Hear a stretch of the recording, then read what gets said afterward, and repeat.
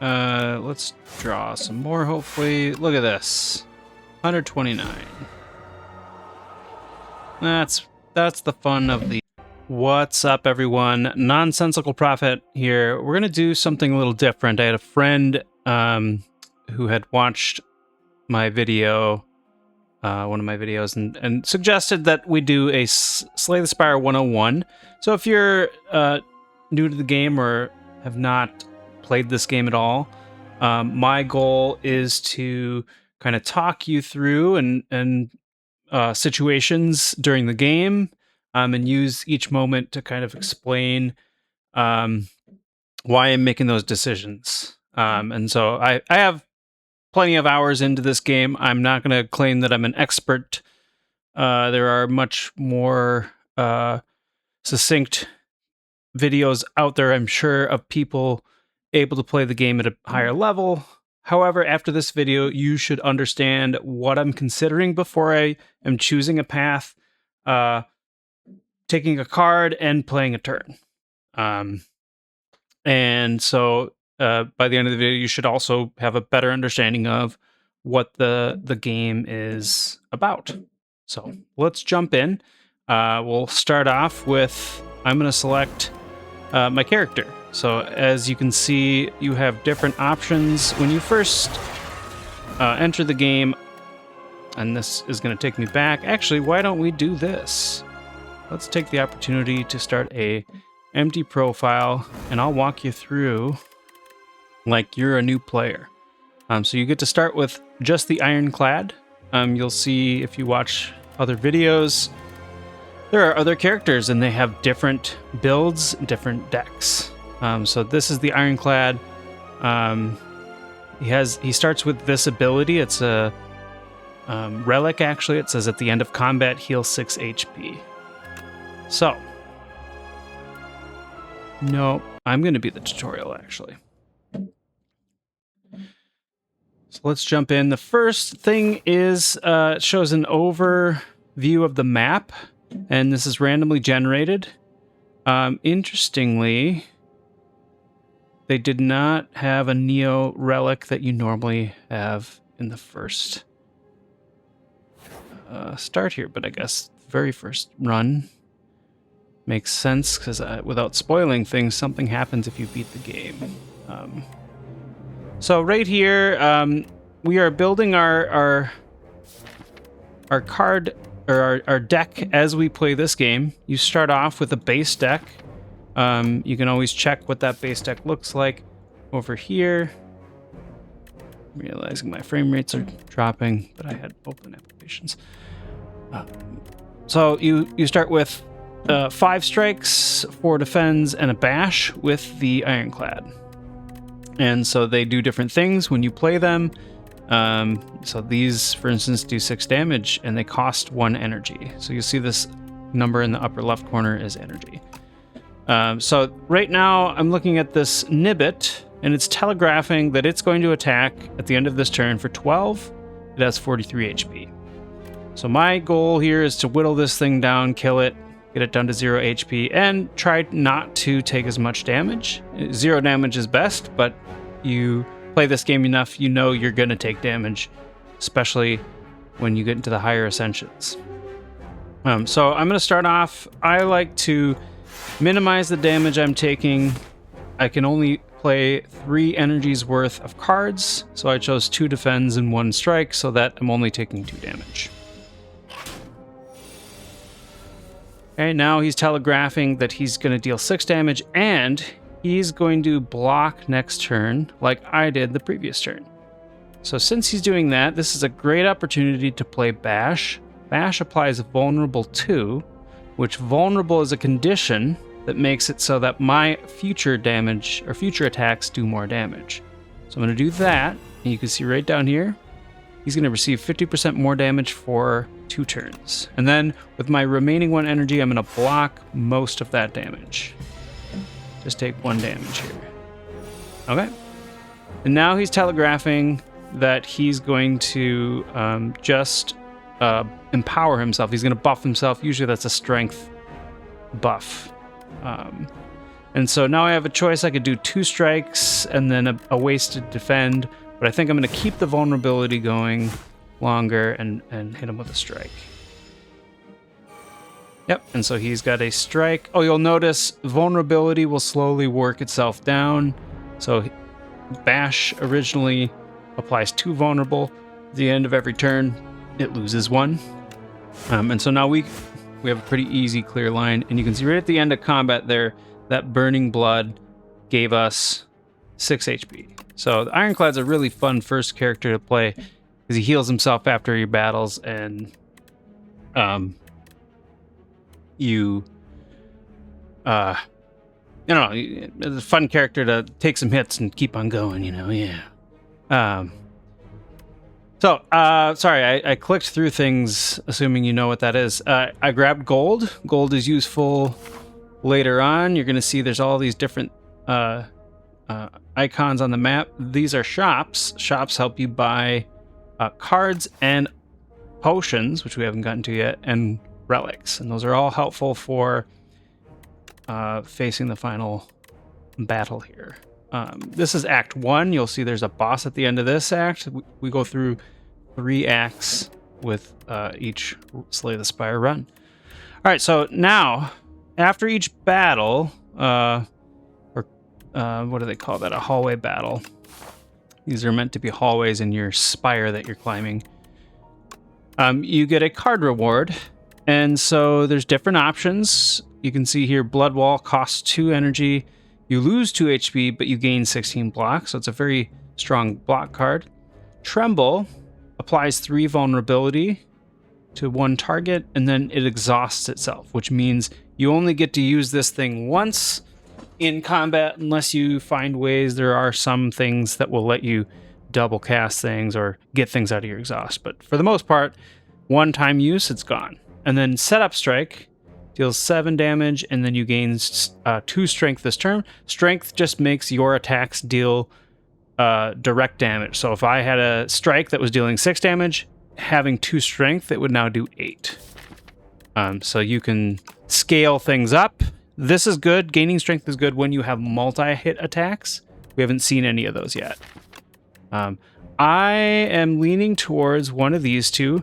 I'm looking at Vantum. Vantum is our Act 1 boss. Vantum has this ability called Slippery that you've got to work through, which means you want multi-hit attacks. I didn't get anything like that. But you can kind of think of your boss is usually asking you to solve some sort of situation. And the thing I need to solve is I need to hit this guy a bunch of times before I actually start dealing damage to him. So as I move through these floors, I'm trying to find cards that will do that. And so hopefully we'll highlight when we find those. But Blood Wall also solves other problems, like 16 block is a lot of block. I might need that for some of the other types of battles that we're going to have to endure. So I'm going to pick up this. Tremble would be defensible. Any one of these is fine. I'm a little lower on Setup Strike, but we're going to pick up that Blood Wall.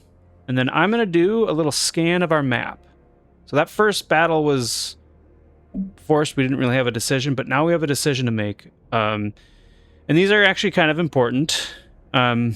You want to prioritize, oftentimes, fighting these elites. So these elites are high risk, high reward battles. So they're sort of like mini bosses, but when you beat them, you get a relic. Relics are little things that give you bonuses, and this is my starter relic.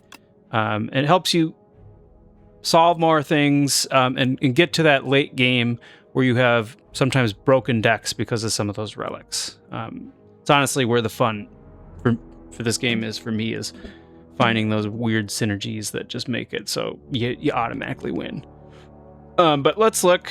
We have only the max amount of elites we can fight are 2, right? With the pathing, if you kind of eye up, we could go here, fight this guy, go down this way, and then we get a store. So that would be a decent route to take. Got some fires. Fires are also rest stops, so you can heal at those, but you can also upgrade some of your cards. So you also want to prioritize those. Right now, the only thing worth upgrading is Bloodwall or Bash. I'd probably start with Bash. But every card has a base card and then an upgrade. Some cards are worth upgrading, some are not worth upgrading. And you'll see different events will also upgrade. So I'm going to make it simple, and I'm just going to pick that first path. I probably would have spent more time going through and really planning out my route. Okay, here we have what's called an AoE battle, or people have dubbed it AoE. AoE stands for Area of Effect. It means there's multiple enemies. So what's going to happen is these guys cycle through their kind of routine attacks. This guy will deal 3.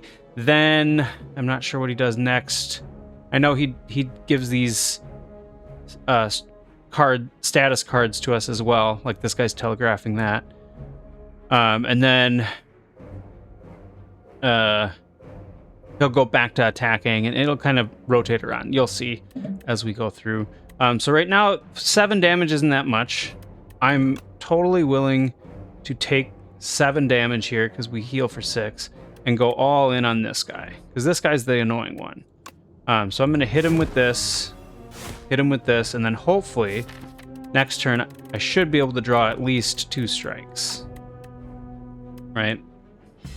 And so I'm going to take 7 here. Bow, bow. And so this guy, he slimed me. He put a slime in my deck, which is in the discard pile for now, so it's not that big of a deal. So you can see why I wanted to target this guy. He's going to deal 11 damage now. And so even if I were to double defend, I'd still take damage because this guy's also attacking. But now I can get rid of him and block his incoming attack. Now they're both attacking again. So I could take 2 in full block and hit one of them. I could kill one of them and maim the other, and take 3 more. I kind of like that idea. Get rid of the one that deals the most, and I'm going to take 3 more. Okay, so here, now you get to see those statuses. Haha, so silly. They're in my hand now. They slimed me. But it actually didn't matter this time. I'm going to be able to strike him, but you can see how this is a problem that will show up later. Some enemies will fill your deck with junk, make it so your cards can't interact with them, and that's how they win. So that's a problem to be solved. Ironclad has its own way of dealing with that. Some characters are better at dealing at it than others. So let's skip on that. Yep, we got some gold. And then here we have an interesting choice here. This is our first power.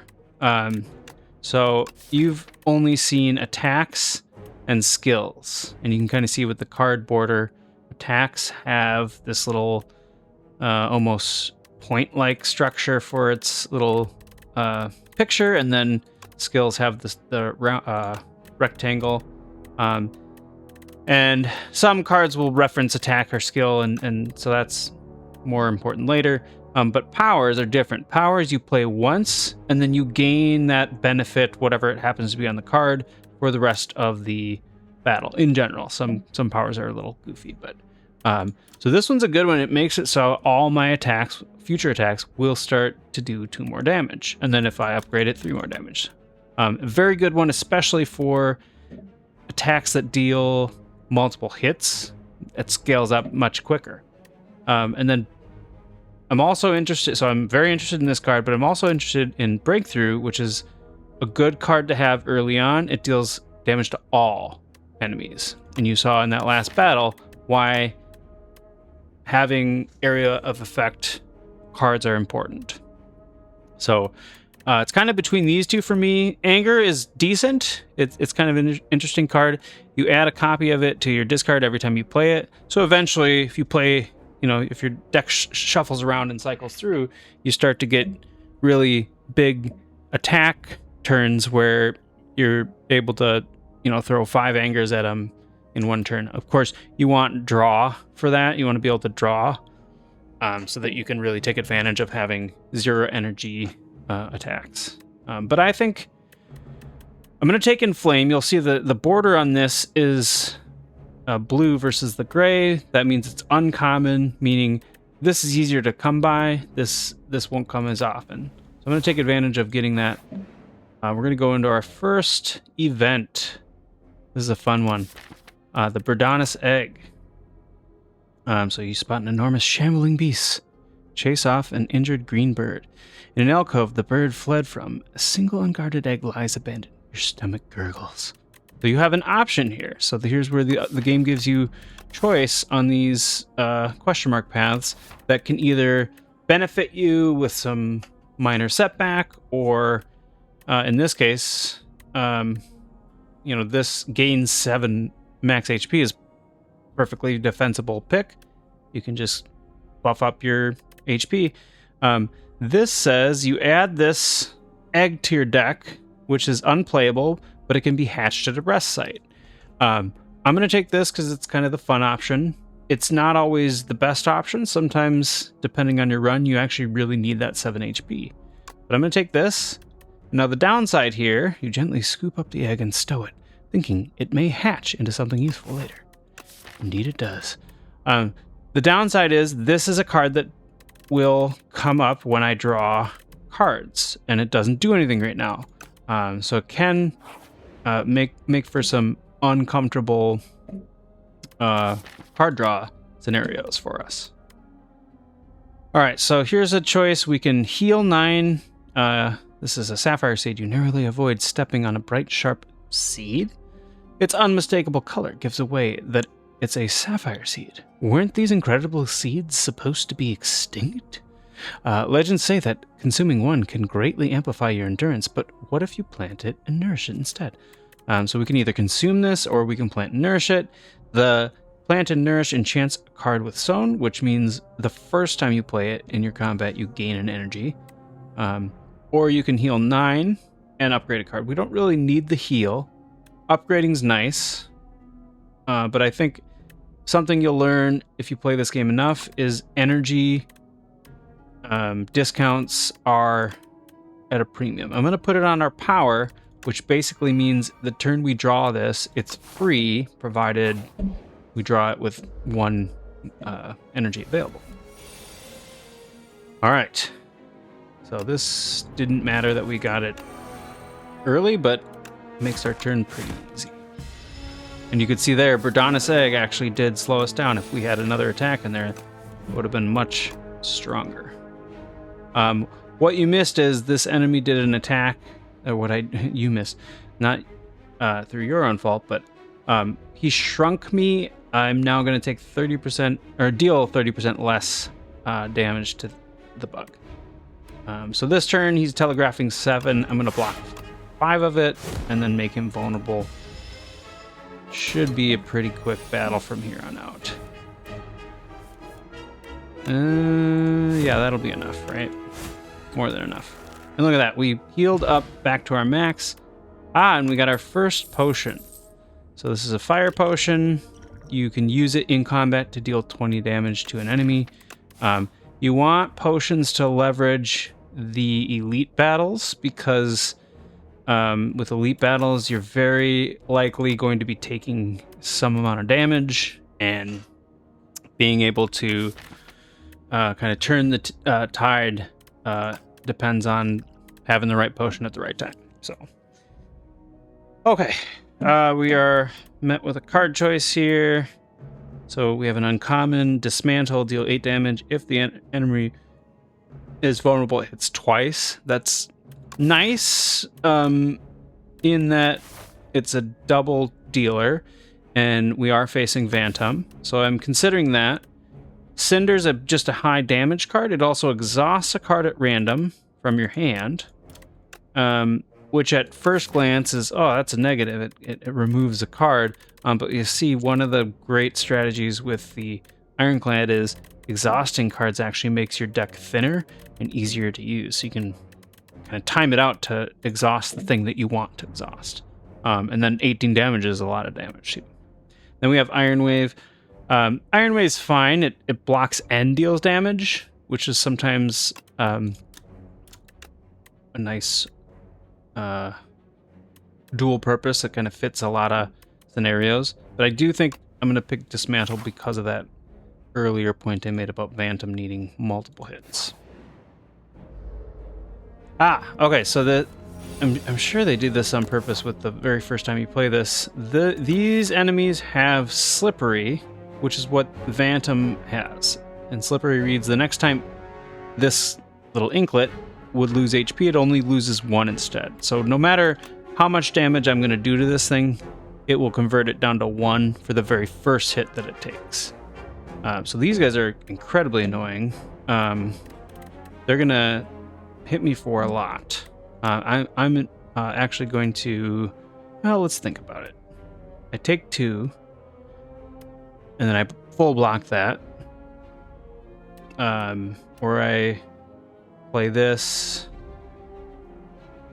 Yeah, I save a lot of damage here. I'm going to do this.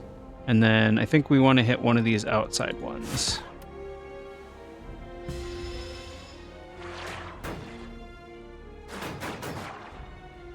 But yeah.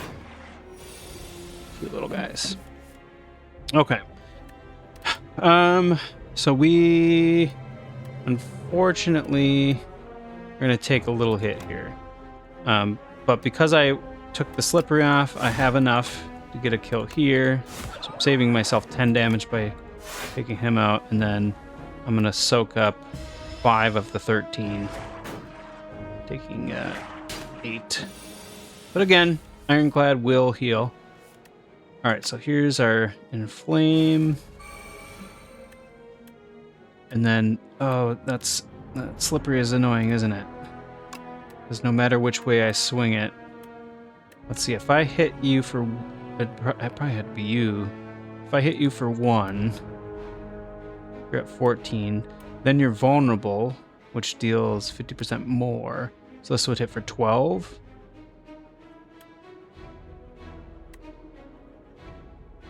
Or do I hit you... Hit your Slippery off and then deal 10 to you? No, that wouldn't work. So I could kill this one with that line. I hit this, the Slippery is off, now he's at 11, and then this deals, because he's vulnerable, deals 12. But then I'm taking 10. If I block and bash something, I guess that's my better line, or preserves the most HP, and I guess we'll hit you. Yep, so here's a good example of a battle where we're gonna get hit, and we didn't really have a whole lot we could do about it. Okay, this is nice, because this will take this one out for sure. And then we can full block. And then next turn it should be dealing a lot less damage. Yep. And actually it doesn't matter, because we have enough to just take you. Alright, so we lost a little on that battle. Get our gold. And our choice here is Stomp, which is a AoE attack. 12 damage to all. And then it costs 3, but every time you play an attack, it reduces. So that's kind of a nice one. There's a Shrug It Off. And then there's an Armaments. Armaments, you can upgrade cards in your hand as you play it. And then the upgrade itself upgrades all cards. So that's a pretty good one. I'm actually going to take Shrug It Off. It's a great block card. And that draw can get us to... our Inflame, our Blood Wall, the things that we need in the current moment. So I like card draw for that reason. But we're going to take on our first elite, and look who it is. It's Berdanis, and they even show us the egg to taunt us. So with this battle, he's already swinging 17. We're going to take some hits. I think we'll start with mitigating a little bit. Take 12. Well, we got him vulnerable now. And look at that, we drew our Inflame. We're gonna hit him, and then we're gonna shoot. That would have, So sequencing there, I good example of a mistake, or if we had perfect information. Playing Shrug It Off first was actually the correct play there, because drawing this would have dealt 16 damage to him. Or actually more, because it was still vulnerable. But you learn, you live, you learn. Okay, 19 damage is a lot. We could hit him for 16 and block for 5. If I block here, I'm still taking technically 5 because I lose that life. Versus the 14. So let's look at what are we drawing. I think it's worth blocking bigger here and just hitting him once. Because I was looking at what we were going to draw. I was hoping to draw Bash. And maybe we Shrug It Off first. Yeah, okay. Okay, so now we got him vulnerable, and we know we're going to draw Dismantle, which is good. That should deal quite a bit. It's 30 damage right there, so yeah, we got him. Okay, so you can see we took a big hit there, but the card reward, or the rewards, are much greater. We got some gold, we got another potion, and then here's our first relic beyond our starter relic, sorry. And this is a good one for the Ironclad. The Vajra gives you 1 strength, so all my attacks are going to deal a lot more damage. And look at these rewards. These are some good ones. Some Ironclad specials. So we've got Bludgeon, which is just a big damage dealer, but it costs 3 energy. We've got our first rare. It's a power that gives us more energy each turn, and then the upgrade gives you even more. And then we've got a good block card. If you're exhaust heavy, it's even better. I think I'm gonna take Pyre. Defensible to grab Bludgeon, but we know we're facing Vantum, and Vantum doesn't care about big damage early, so this is gonna sit around for a while. So we'll take our Pyre here. All right, so here's our first campfire from the map. We're gonna hit 2 more, and looking at our deck, we want to make some upgrades. We definitely want to get the Pyre upgraded, and then even the Inflame. Other than that, it'd be nice to get the Bash upgraded, but not necessary. We do want to pick up some more vulnerable things to make this more consistent. But normally you only have these 2 options. You can rest, you gain some HP back, or you can upgrade one of your cards. Or in this case, we have that special event. We can hatch our Birdonis egg, and we're going to do that. And we get the card Bird Swoop added to our deck. So technically it gives you a relic for that. So, but Bird Swoop is a 0 cost, 14 damage attack spell. Excellent card to have. Fits pretty much any deck. We're going to get into another hallway battle. This guy's telegraphing 8, so we have it easily blocked there. And we're going to deal some damage. Now he's going to deal 14. And then we have a decision here. We could start gaining energy, but we're going to take a big hit.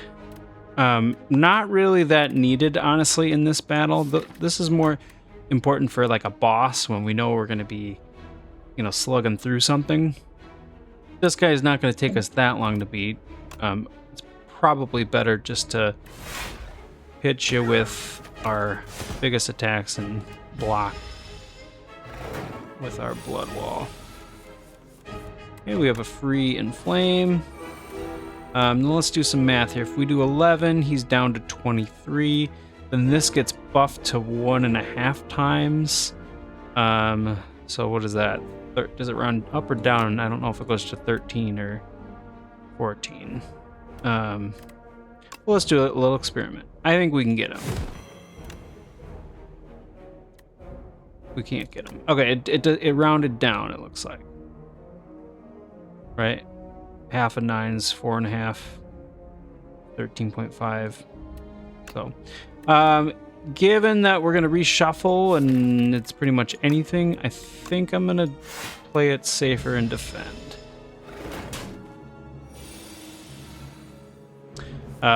With any game like this, life is a resource. Remember that. I mean, we have 2 ways to kill you, but since we just got the bird, and look at the little guy, we're gonna do that. Okay, card reward. We've got the Thunderclap, we got the Setup Strike, and we got Rage. Rage is a 0-cost skill that whenever you attack gains 3 block. That's a really good one in conjunction with Bird Swoop because it's basically free block. And we have... do we have the same amount? No, we have more attacks than we do skills. So it's probably safe to pick up the Rage at this point, and we're still pathing towards that elite. Okay, we have our first chest. Chests are will provide you with relics. Why can't I think of the word relic? And our first one's a pretty good one. At the start of each combat, gain 4 plating. Plating is this ability that basically gives you passive block. So pretty good one to start with. And then we have another hallway fight, another AoE battle here. I think we'll start with a free Rage and a free Inflame, and then we're gonna shrug it off to see what we draw. These guys are dealing a lot, so this might actually be a good time to use one of our potions to kind of mitigate how much damage. And I'm looking at that fire potion is a prime target for this. 10 damage, basically saves us 10 damage there, and then we've got what, 12 block to deal with, which we currently have with our plating. So this plating will activate at the end of the turn. Plus, we're going to be attacking, so maybe a little bit of overkill to use that, but I think we want to will you down, and there's no reason to play this. There's no reason to not play it. So sometimes you'll see players that don't actually spend energy on a card because it actually benefits them to not. Let's see. He's got 17 total, and we have 18 with that. We're gonna end the turn. You can see the plating slowly wears off every turn. Okay, so we've got 17 plus 18. Yeah, that's enough, right? So something else you gotta do some basic algebra with this game. Sometimes I fly by the seat of my pants. I don't do the math, and I just swing. Wow, these are great cards. All 3 of these are excellent. Something that we really want against Phantom, though, is the ability to apply weakness. Though Battle Trance with Birdonis, the Bird Swoop, and Rage, these 0-cost things, is very nice, and I would like to have that. I think it's more important at this stage. Like I said, these bosses you have to solve what they're doing to you. This enemy will cycle through 3 attacks. Its biggest attack, so it'll attack once, attack a multi-hit, and then it'll attack a big attack on its third. And you want to be able to apply weakness to it so that on that third hit, it's not hitting you as hard. So I'm going to take this over the other ones, and then we actually gained HP from the last few fights. So we're moving into the second elite with a little bit more health. Okay, this is a pretty easy turn. We don't even need to play that, but we're just gonna hit him big. So this is they call this the potato. You can see why, maybe. Okay, so we've got a decision here. We can take 2 and hit it for 7. We can take 2 and hit it for 7, and it doesn't really matter which one we do. So I'm going to use the Blood Wall because I like the Blood Wall. Oh, okay, another mistake was made. I didn't factor in my plating. We wouldn't have taken 2 had I found that line, so that was my bad. Okay, so this is free, so we know we're going to play that, and then we've got a choice here.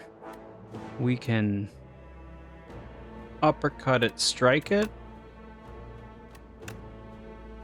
We can pyre, we can bash it. What's our next turn looking like? Next turn's looking good. I think it's actually a good turn to play the pyre and just hit it for 1. Now you'll notice he keeps spitting these infection cards in the deck. These are this is one of the enemies that tries to kill you with status effects. And so if this is in your hand, you take 3 damage. And not only that, it clogs up your draws so that you aren't even able to do attacks if you let them stick around for too long. Okay, so let's see. 17 plus 9's enough, but there's a next phase. So I'm going to actually draw... I guess that makes it easy. So you can see at this stage, he spits out these little bebes. And they're stunned this turn, but next turn they're going to start alternating between hitting you and putting statuses in your deck. So here's where having AoE would have been, exactly what we wanted. But we don't have it. So I'm thinking about, since we have 4, taking him out. Now we've only got 9 damage coming towards us. We'll soak up a little bit. 4 damage, and then we're whittling them down. Okay, pretty self-explanatory turn here. I guess I'll take out the bigger one, and then we're gonna take 8 here.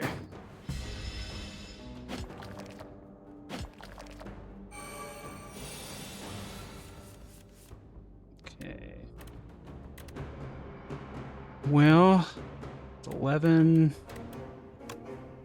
I guess it's worth doing this, and then we want to set it up.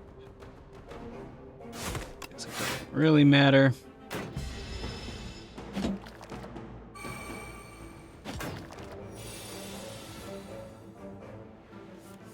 Oof, lots of them. All right, so this kills this one, and then yeah, that kills that one. Okay, so we got out of that only taking, I think, 4. Or was it 8? I don't remember now. All right, we got Ornamental Fan. This is a decent one for us. We like attacking, and so this will give you block for making 3 attacks. And then we've got 3 uncommon cards. We've got a decent big block attack, or a big block card. However, Flame Barrier is really nice for Phantom because it helps. It says when you're attacked, it deals 4 damage back. It's going to take the Slippery off of the Phantom a little sooner. So we're going to pick that up. We could rest here, but I have a lot of upgrades I want to make. First of which is the Uppercut. We want to have that 2 weak in case we draw this card the turn before a Phantom's big attack. And then we've got the Nibbits here. Okay.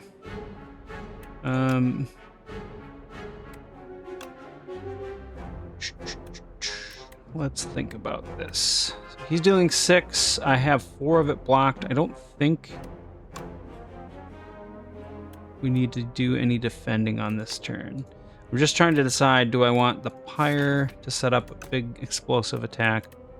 I think we want to utilize having Uppercut. And yeah, that actually... I don't know why I didn't think of that sooner. We have Dismantle in hand. Of course you want something that gets vulnerable. Alright, we have a free Inflame. We have a free Rage. That's going to take care of you. We may as well shrug it off first to see what we draw. And we know this. We want to block. We want to get rid of you. Oh, duh. We overblocked. We could have attacked. Plenty of mistakes to point out here. We're blocking for 2. We could block for most of the way. I think that's better than taking 2 there. Oh, right. Ornamental fan. I'm bad about keeping track of my relics, I'll tell you that. We got you, Nibbit. Okay, and we've got full potions again. Ooh, okay. These are all really good options. This is a great AoE card. It's an X spell. X means however much energy you have, you are using at that time you play it. So if you had 5 energy, this would be a 25 damage attack to all. And it's, great early on. We've already made it through every battle that we're going to have except the boss, and the boss doesn't care about AoE. So I'm not going to pick that one. Still might help us in the next round, but I actually am more interested in Tremble or Bloodletting. I think I want to Tremble at this point because we have that Dismantle package, Uppercut. Uppercut and Bash are the only vulnerable cards that apply vulnerable, and we want that a little bit more consistent later. So I'm going to take that one, and then we have our first store. We have lots of gold to spend. We're going to take a peek at what he's got here. So you can see he's got potion options. He's got the relic choices, and then you can, every shop, you can pay to remove a card from your deck as well. So that's actually an important one sometimes to cut down, because late game strikes and defends are usually pretty bad. You don't want to draw those. But let's look at our card choices. There's always a power, and then I think there's always 2 attacks and 2 skills. I could be wrong about that. And then there's these two cards are always colorless. So these cards show up for any character. These are character-specific cards. Only the Ironclad sees these cards at stores and card rewards. But these, every character can get. None of these are that exciting. I like Nunchuck a lot. This is a thing that'll give us energy back, and I like Horncleat. Giving you passive block on turn 2 is nice. And then Lee's Waffle. It's a nice little heal. I think I'm going to take the Nunchuck here. And then I'm considering taking the Bludgeon now that we have a little bit more energy production with Pyre. It's easier to see that being a valuable choice. All right, and HP as a resource. We have plenty of HP to beat this boss. I'm going to prioritize upgrading a card at this campfire. I think...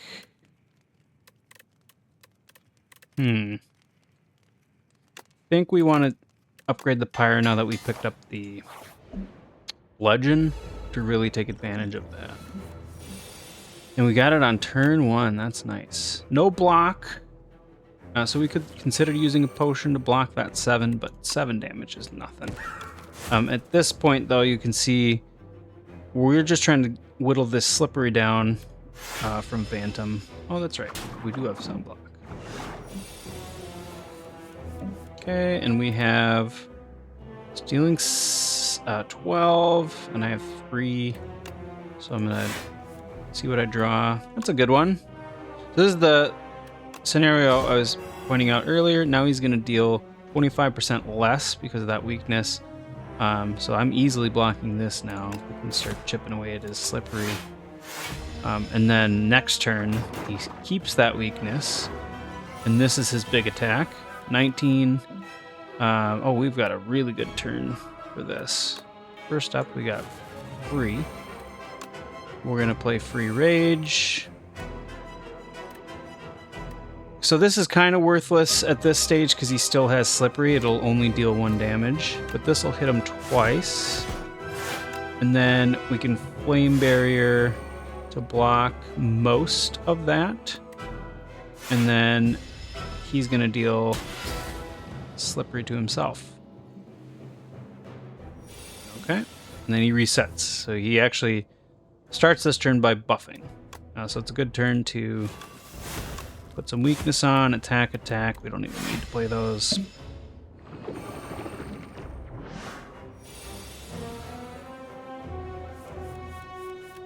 And then pretty self-explanatory. So now we need card draw. You can see having 2 energy at the end of the turn, like we're not able to take advantage of all of our energy. Let's see. He's going to deal 16.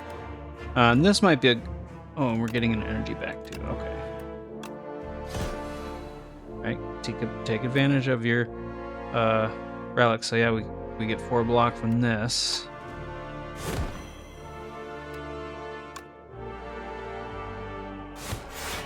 Yep. And then I think we can use a block potion. So that's going to give us full block here.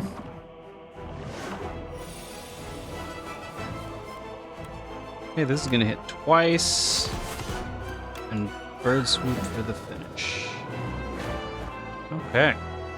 Excellent. Got a lot of gold, and then your very first card reward from boss is always 3 rares. We've got some good ones. We've got Thrash, which deals 4 damage twice, and then you exhaust a random card attack from your hand, and you add the damage to it. That's going to play really well with our gain 2 strength. It already buffs up the deal 4 to deal 6 twice if we have that out, and then even more if we upgrade it. It's also going to play well with our vulnerable options that we have.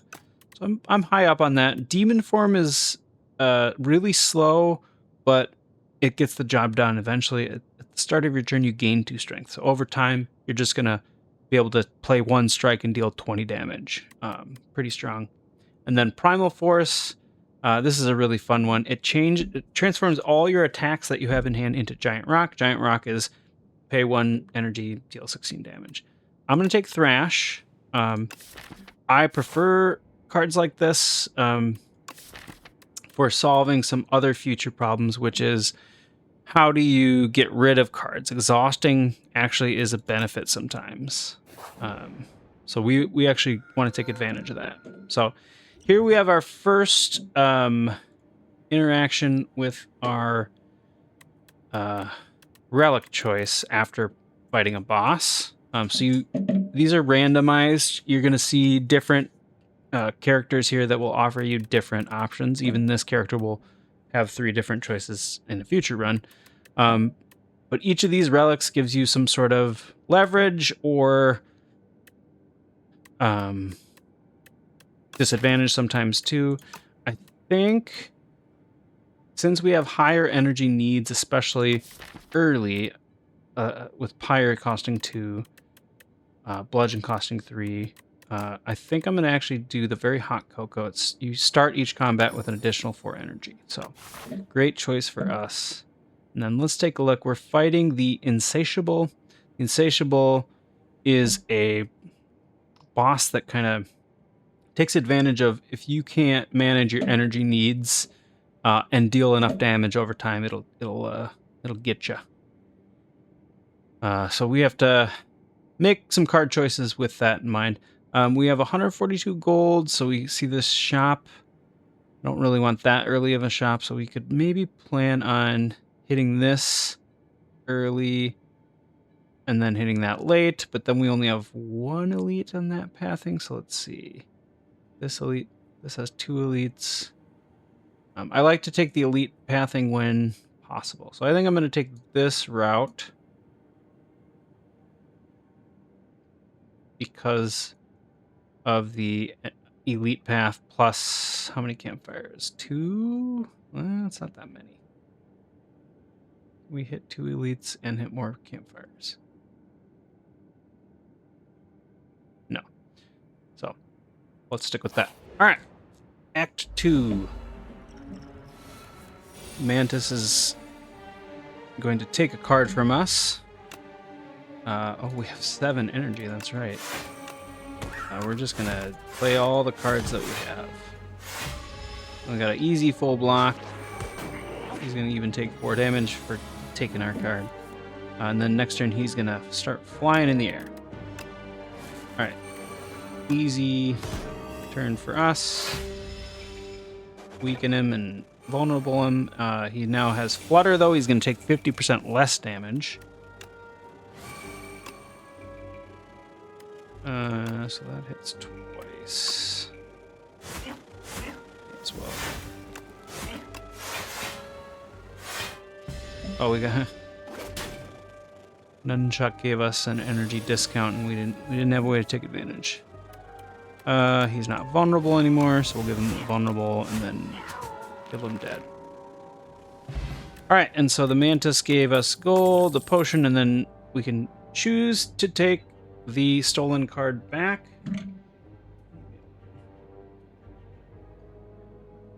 Sorry, getting spam calls.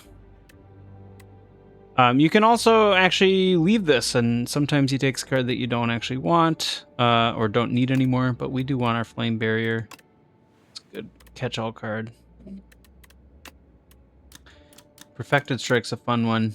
It's on the same level as a big bludgeon attack because it deals 2 for every strike that you have in your deck. I actually think I'm going to skip this card. You don't have to take cards, and sometimes it's better to not bloat your deck with things you don't need. So this is a good opportunity to see that scenario. Okay, we have a choice, this or that. This one gives us a relic. It's almost always my choice there. And we get Planisphere, which is a good one. Whenever you go to a question mark, you get a little HP. So here we got healed for 5. All right, we got another choice here. We can either lose our strength potion and then we get 10 max HP, or we could lose 6 HP and then give an attack that we have Vigorous 8, which basically says the first time you play this, you get 8 additional damage. That would play nice with the Thrash. It would make it 24 damage for one the first go around, 12 and 12, or vulnerable even more. I'm interested in that. We don't really need the HP. We've been proven to be fine with that. There's also Dismantle. Actually, let's think about that.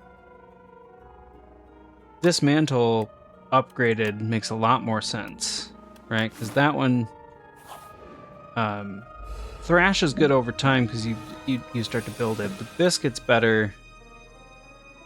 Well, now this is a bad example of it, but we're gonna end up playing it, not for its full value, but it gets better when you have vulnerable. Let's just hit you. Look at that! Look at how fun that Ironclad is. You get benefits from attack. Hit ya. Oh, why did I do it in that order? Because it didn't matter. Look at that. Look at it. Look at how fun that is. Okay. Card reward, we can get Stone Armor. It's a power that gives you some plating. We've got Pommel Strike. Great card for drawing through to your important cards. It's sort of the Shrug It Off, but in attack form. What do we want? I like having the flexibility of the Pommel Strike draw, so let's take that. Ooh, this guy. All right, so we have a pretty easy start. We know we're gonna do this. We know we're gonna do this, right? And then, oh, we got an extra energy. So let's see what we draw. Wish I would have drawn first.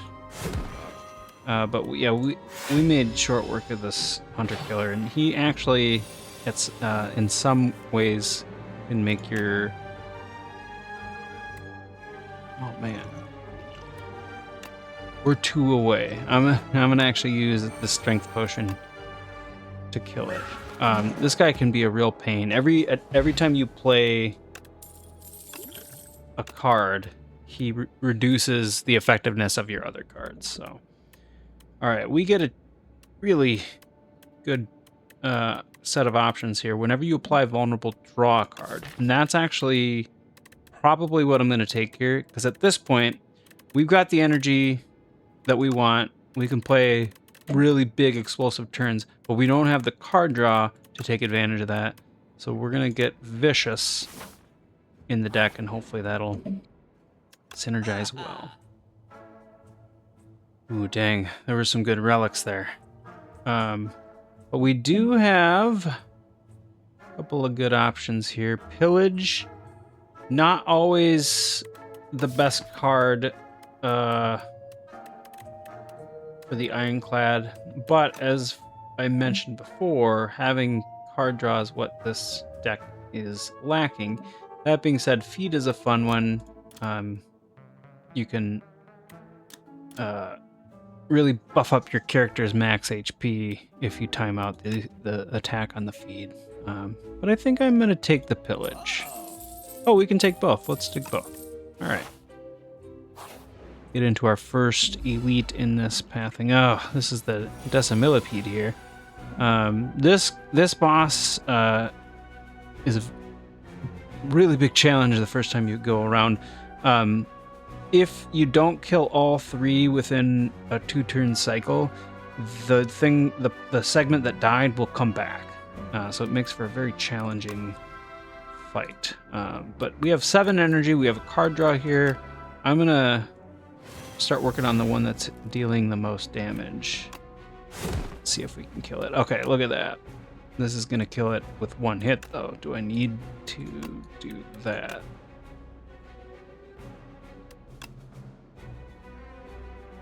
I mean, sure.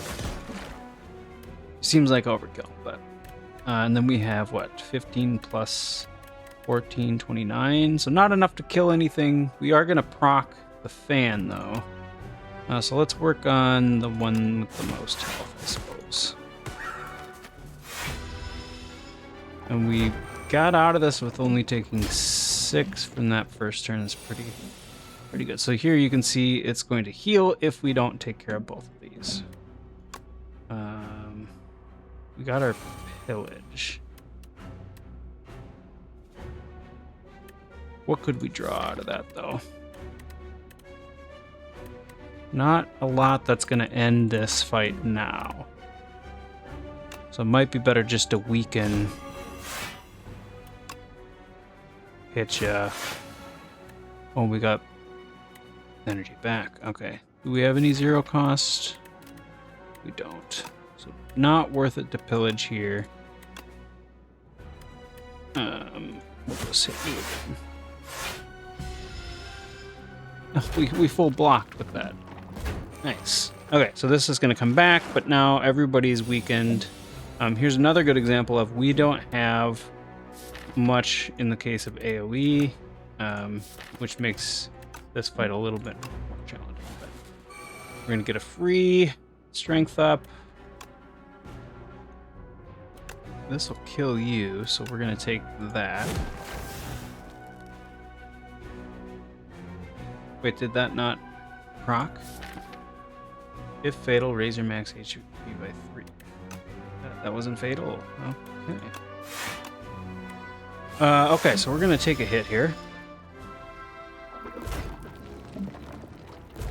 Maybe it's at the end of the fight that you get that bonus, but technically it wasn't fatal because it's coming back. So I see why they're maybe going with that. Okay.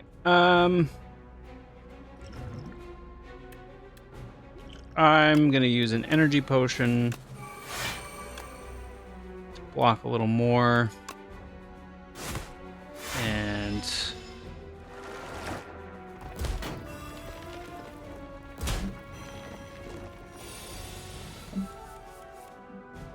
yeah, we kind of need the energy to be able to beat this boss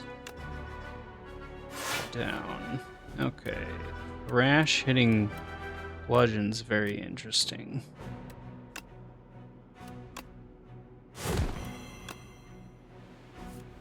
Oh, well, now it's going to hit strike if I don't use that. So let's... 5 twice. Got you. And then... not full blocking, but most of the way. And then Thrash should come back around and be an absolute hammer. So close. We could take you out. And we can block all of your stuff. Oh, it will kill itself. But not before that came back, so. We should be able to take you out, yeah. Uppercut into a dismantle. Here we go. Oh. Yeah, and you'll see some of the really strong players will kind of plan out the nunchuck. Like, they're going to get it to 9 so that on their next combat they proc that. I'm not that good, so I'm not going to do that. Not yet, anyway. Okay. I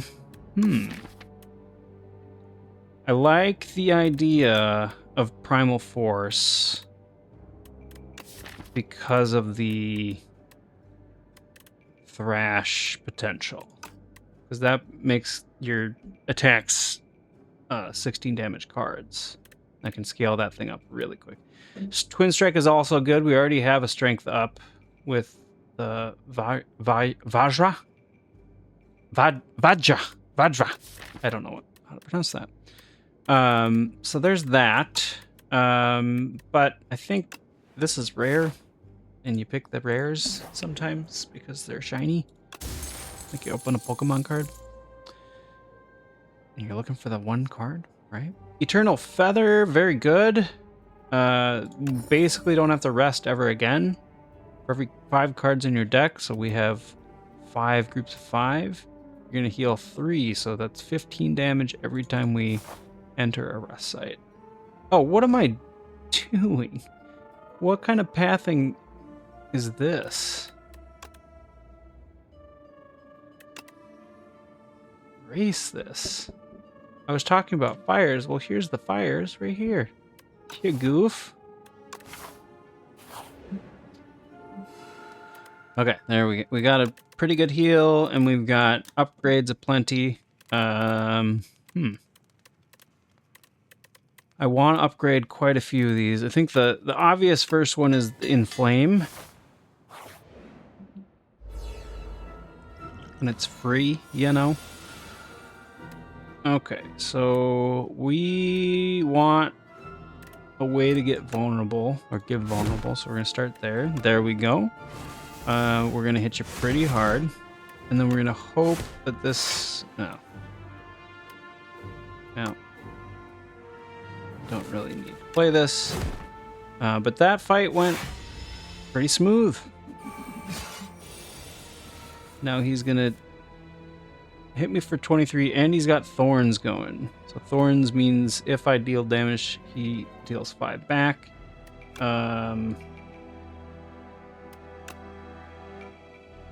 So we only... I want to be able to feed, but in order to do that, I'm going to take a lot of damage here. I'm going to do this, mostly because this is Ascension 1, and this is like one of the easier difficulties, and I know that I'm going to get potions soon. I'm going to use the potion to gain more block. Hit him, and now... Oh, I got lucky. I didn't really think about that. Thrash could have hit this. There we go. We got to thrash him. We took 5 damage, but we gained 3 back on that. Okay. I think we just want another pommel strike here to be able to draw. Healed the max. I think at this point, I want the card draw from the pommel strikes to be able to abuse the extra energy that we have. Okay. Beautiful, beautiful turn here. We're going to get vicious. Draw card. You're dead. And then I see you over there looking lonely, like you want some of that too, and I'm gonna give you some. Okay, yeah, this enemy is sleeping for 3 turns, so the strategy is hit all these guys. So since this is a little bit a longer fight, we could just take care of you and then whittle you down. I think it's fine to take a turn off. Is he still sleeping? He's a slumbering beetle. All right. Oh, good. Feed. Can we get feed on ya? If we do this plus this, it's not quite enough. Thrash might accidentally kill it. So unfortunately, if we want the feed, well, that's not even enough.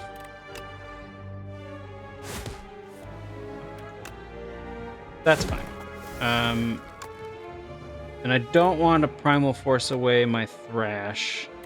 Actually, Thrash getting the bird swoop is kind of cool too, so let's do that. So it's not even going to break through the armor, but I'm doing that so that next time we draw it, it deals 19 damage twice. All right. We're going to start with an uppercut. Ooh, free and flame. They're unupgraded. And then I get. Oh wait. We're gonna proc you, which is 4 more block. Yeah, we'll deal more damage.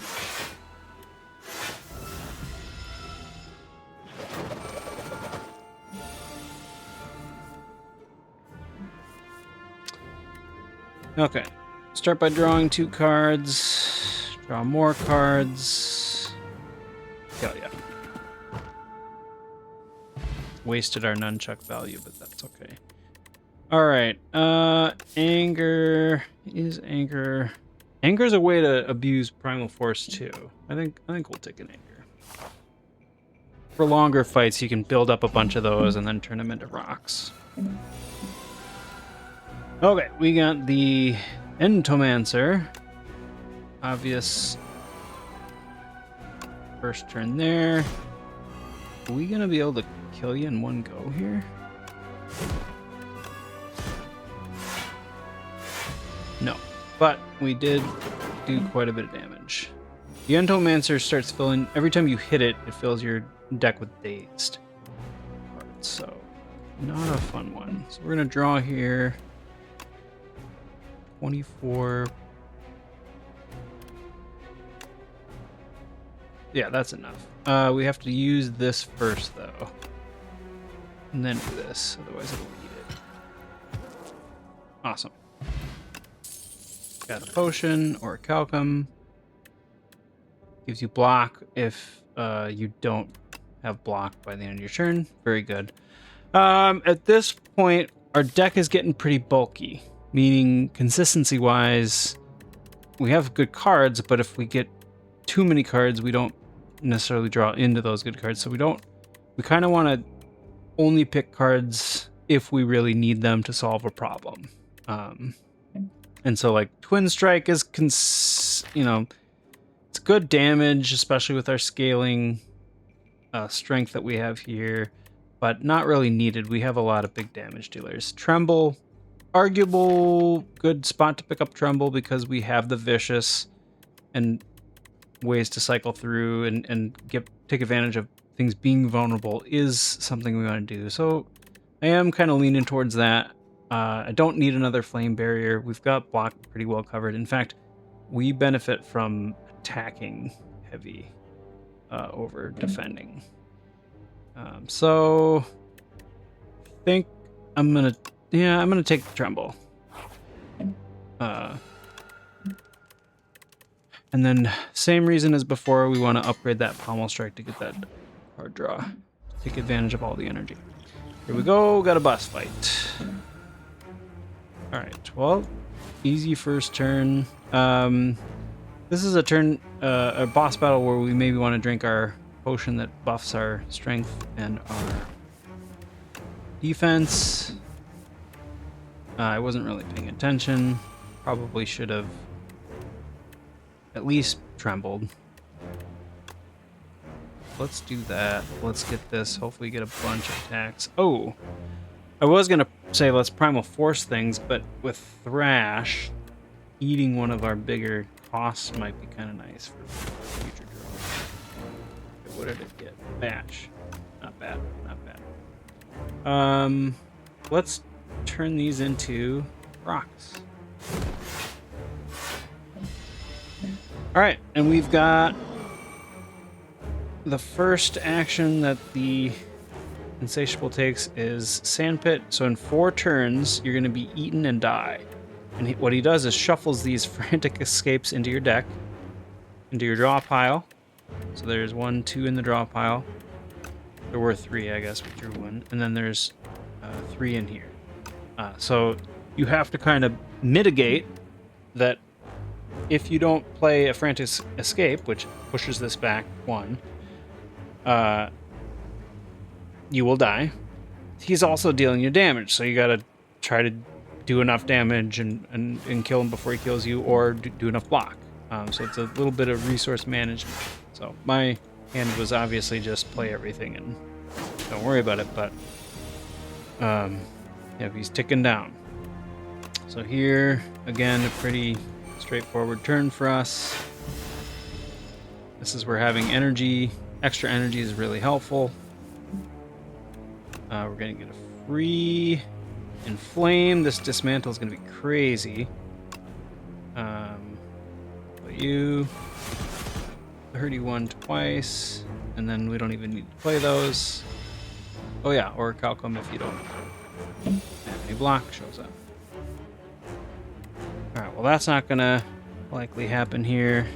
I think we're just going to hit him big, and then a little block. 7. Steal 20 again. Oh yeah, that's the other thing. These increase in cost by 1. We've got 5 energy. Obviously that's an easy one there and there. And then I guess we play the more expensive one. I don't have a real good reason.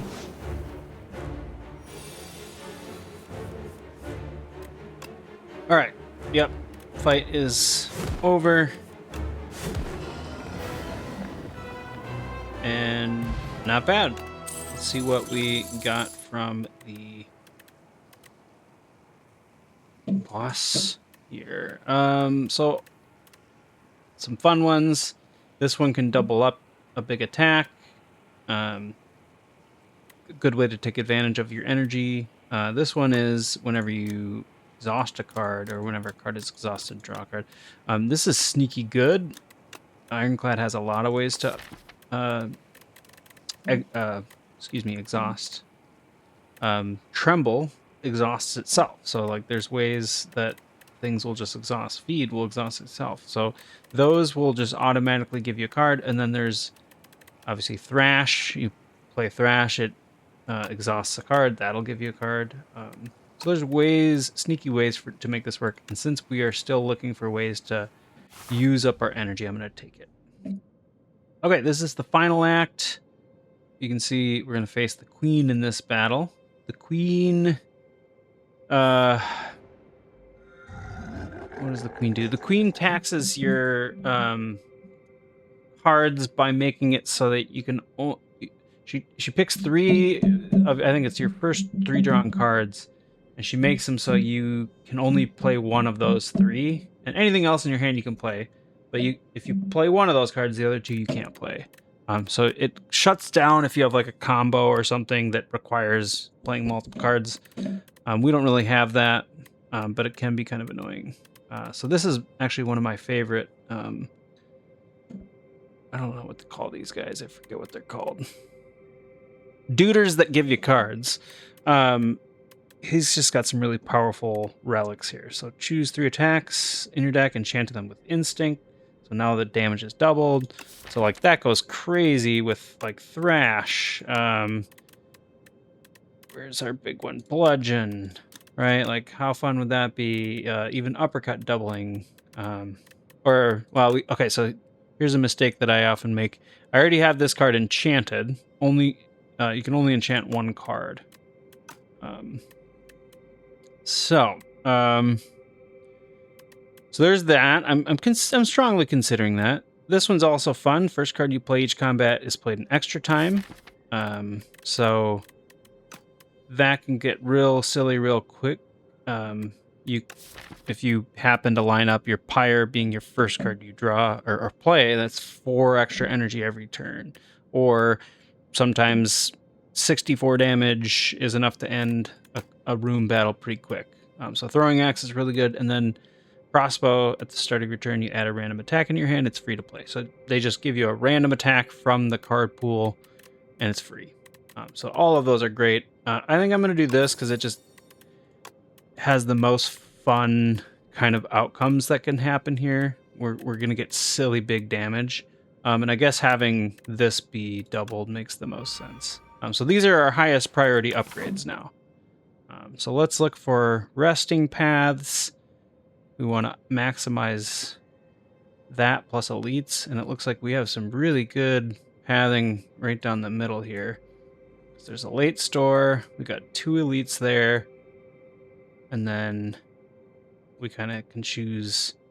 There's 2 question marks down that path, which we know we heal for 5 every time. I guess that makes the most sense. So let's go ahead. I'll try to go a little quicker. I know this is getting a little long and you might not be as interested in such a long video. Okay. Let's see. I think we just play cards. Take this guy out. So this guy gets blocked by him every turn. This little punk. Alright, and this is a good time to play our flame barrier because he's going to take 4 for every hit, and he's hitting 5 times. So we'll make sure you die by your own hand. Yeah. Yep. You liked that, didn't you? Ooh, okay. Can we... Yes, we can get a feed kill. So our max HP goes up. Excellent. You'll see some of the better players, too, will also plan around their feed card.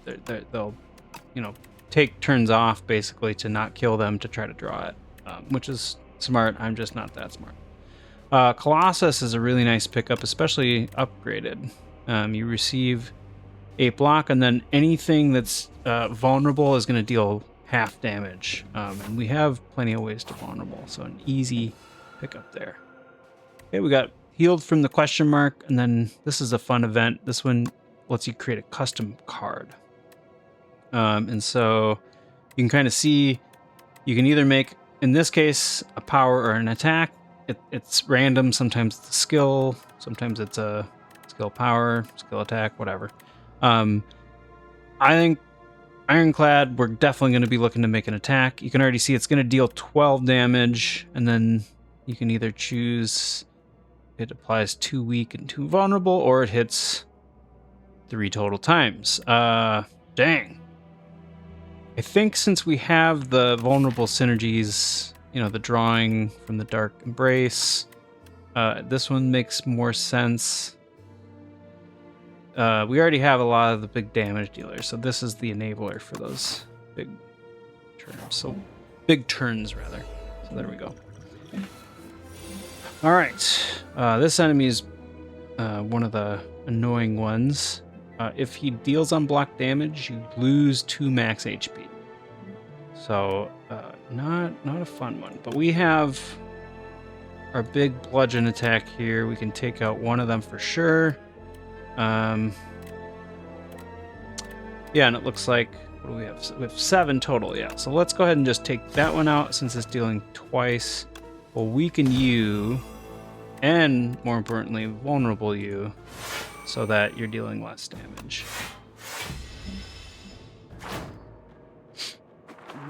And then we've got... Oh, one off from lethal. That's fine. We can hit him. Gain 3 max HP. Oh yeah, we got the energy back too. Excellent. If we do that, is that enough? We do get the ornamental fan procs. That might be worth it. So let's see what happens here. Okay. We could consider, he's going to hit us.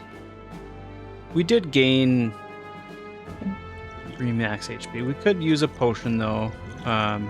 We could either use a skill potion, hope to get a block card, or we could play this, which would let us rage, get 3.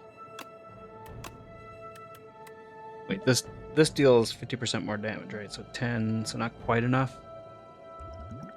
But we draw 2 cards too. So yeah, let's use this one. It's almost guaranteed. Almost.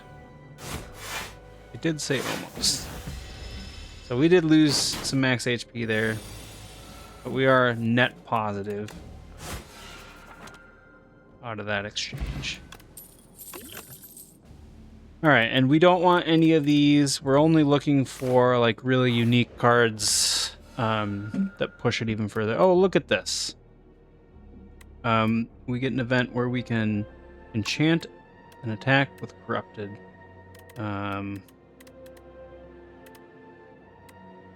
That's kind of interesting because this would make copies of that, but I guess we'll take this one.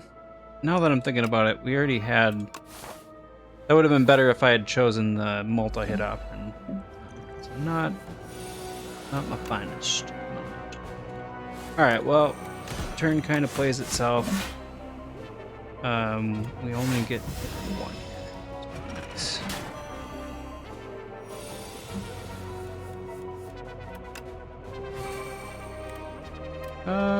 Let's draw first. See if we can get.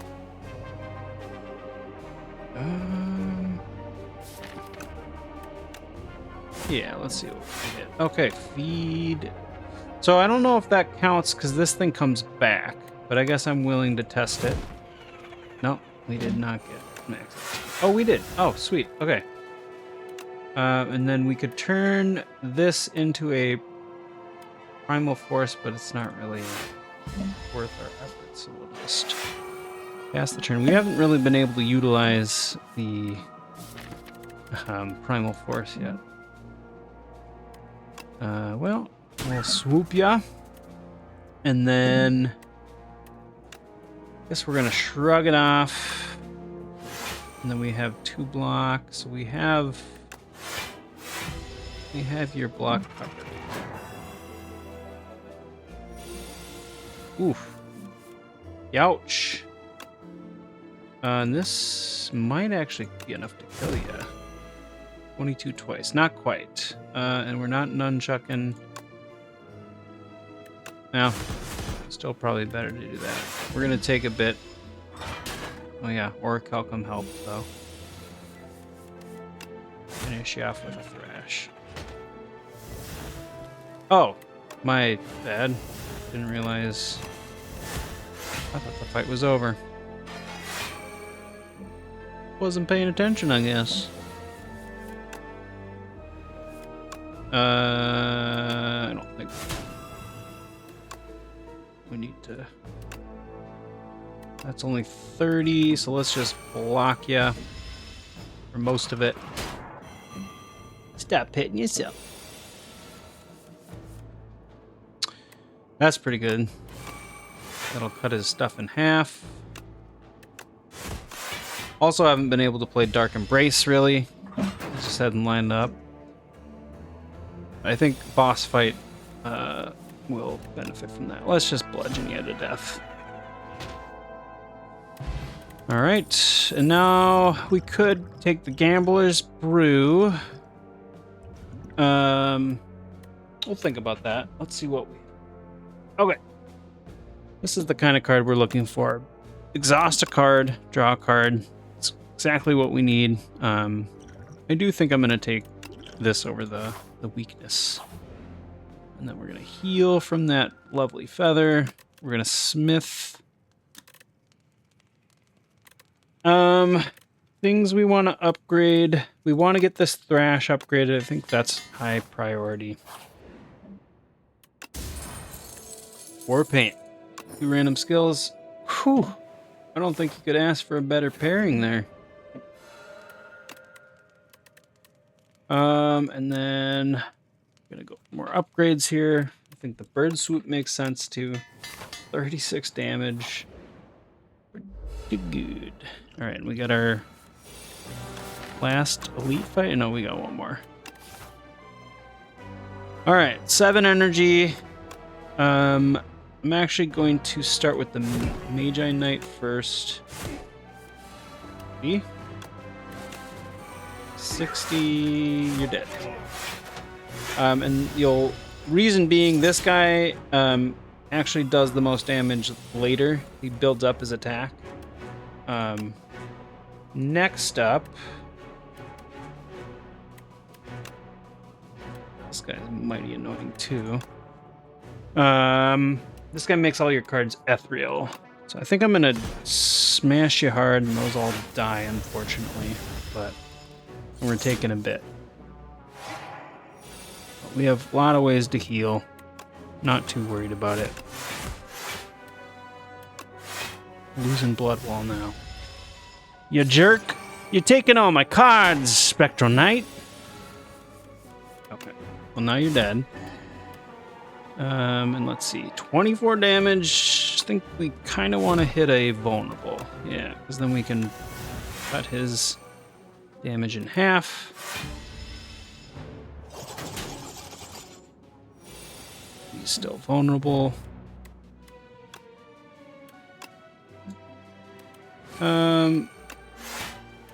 I don't think we're gonna need the pyre at this point. We're still taking a bit here, but yeah, look at this. Look at this. 30 twice. We'll go ahead and exile you and hope to draw at least an attack. There we go.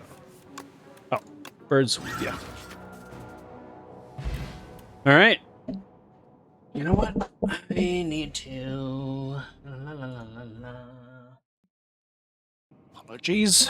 All right. We got gold. Dexterity potions, nice. I don't think we need the Blessings of the Forge. I think I'd rather have 2 extra decks in the final fight here. And then Venerable T-Sets. T-Set's going to be amazing. We really want to draw more cards now because that, again, gives us an excess of energy. That we don't need. We have energy stuff figured out. I don't mind a True Grit, actually. Upgraded especially. That exhaust feature is very nice. Okay, smithing. We have lots of things we want to upgrade. At this point, I think I want the... Oh, I didn't even upgrade the Dismantle, huh? Or the Bludgeon. Oh, yeah. We want to really buff up that Bludgeon. Okay. These are... Wing Charm is funny being this late in your run. You have one card reward to take advantage of. A random card in each reward is enchanted with Swift 1. So not likely going to get... This is a very good boss relic. Excuse me, a very good relic because it helps with the bosses, but not needed for us because we're basically going to have full health from the feather. And then this Oddly Smooth Stone is a very, very good common relic, giving you extra block. We don't care as much about that because we have other ways to get block even when we aren't using a skill. Brand is nice. 0 cost scaling that exiles something or exhausts something. It's a good way to thin out some of these chunkier cards that we don't want. So I'm going to grab that, and then I am going to make a cut here. I'm actually going to cut one of our defense for the Ironclad. Because that's kind of a dead draw or close to dead draw for us. Then we got insane energy and nothing to do with it. So let's get more energy for next turn. I think I'm willing to use this on this battle. Oh, beautiful. Stoke is a fun one. I'm not saying this is the best play. I'm just saying this is the fun play. Stoke randomizes your hand, basically. We can get it back next turn. Top of your draw pile. Let's get a free attack. Oh, I should have made you vulnerable first, huh? That would have been a smart move. Let's take the Stoke and let's just play the cards that we can play. Taking a hit.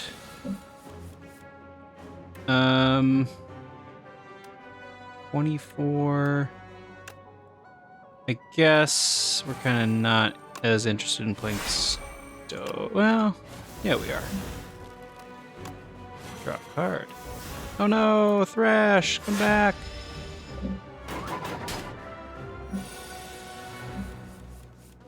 Okay. I think we'll start by drawing a couple cards. Whew, 57 damage. Let's draw some more, hopefully. Look at this. 129. That's the fun of the Ironclad for you. Okay. Last card that I actually do want is Second Wind. Second Wind can also help us with the problem of I don't want to draw defense anymore. And it goes really well with Dark Embrace because it exhausts those cards. And then you just redraw. So really good synergy. In fact, I think that's the last upgrade I want to make is making this cheaper. So, all right, here we go. This is the final Act 3 boss. We have an insane amount of energy to start. And the way this enemy works is this guy will slowly scale up with the queen. She doesn't do any damage to you until he dies. And then once he dies, she starts scaling up at an insane rate. She's got a big multi-hit attack. So you usually want to whittle him down, then whittle her down. Then when it starts to be a little too much, you take him out, then you take her out. Sometimes you get busted broken runs where you can go straight at the queen. But I think I'm going to go after the amalgam first as a good example of what to do here. So we'll just play our cards. And we really didn't get as much draw as I think this deck deserved or needed. All right, so here's the Queen's Bound. Chains of Binding. I can only play one of these three. And we're obviously going to hit you pretty hard here. And then, yeah, you can go ahead and hit me for only 4. Is that all you got? You little tree-looking thing. Okay, well, I think it's this, then this, right?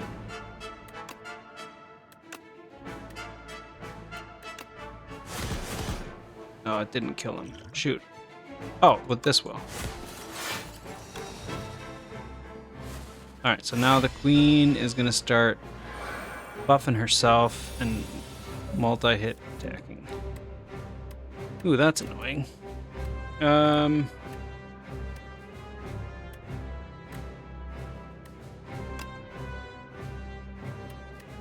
Let's see what we draw first. Okay. I think I'm fine taking some hits here. This is our only block currently. And I did this in a very stupid order, but I got the strength gain after.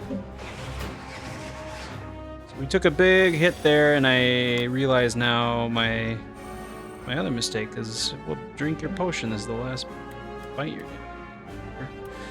getting. Shoot.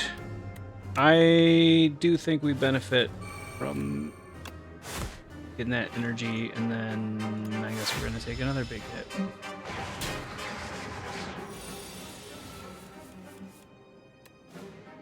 Okay, good turn for us. We're gonna do some setup work to start going off with all of our raw. I guess, what do we care about that giving us? Extra max HP. This is the last fight. Okay, so obvious line here is to dismantle you first. Gives us a little block. Do think we mad science. This leaves us with more energy. It weakens you. And wowza.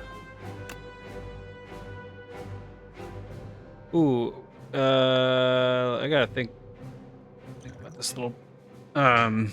We're gonna be taking a lot of damage here, so this will give us 3 more. So we're at 9 block. I do think this is the time to pitch these and see what we get. Okay, that's nice. So yeah, let's hit you for a lot, and then we kind of need to win in the next couple turns here. 21, we are dead here without some help.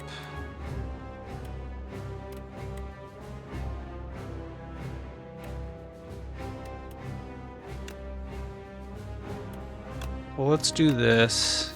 Can't play all 3 of those anyway. Let's see if there's a way.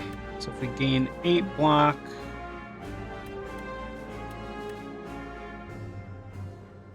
I think we maybe start here because we're going to draw extra. Okay, well, now it's getting a little tight. Well, we know that that's going to happen. I guess this kind of determines what's going to happen. Okay. I think. Oh, we survive. We have 25. Yep, we survive. Oh, right. Okay. Now this turn. This turn's the turn. We gotta win. 19 twice. I suppose this isn't the turn we have to win because it isn't attacking, but it feels like we have to win. Let's draw a card with that.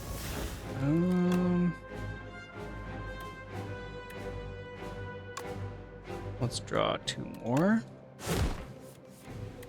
That was nice. I think we got it. I don't think we need to math anymore. We do have to watch out for the cards that deal damage to ourselves, but you know. Okay, well that was a little tighter than I would have thought with the Ascension 0 first run, but there you have it. Hopefully that did a little better job of explaining. I probably over-explained, but hey, helps me with kind of fleshing out my thought patterns here. Yeah, so we've reached the end game where you find out that actually, no, you can't beat this dude. It's just gonna keep killing you.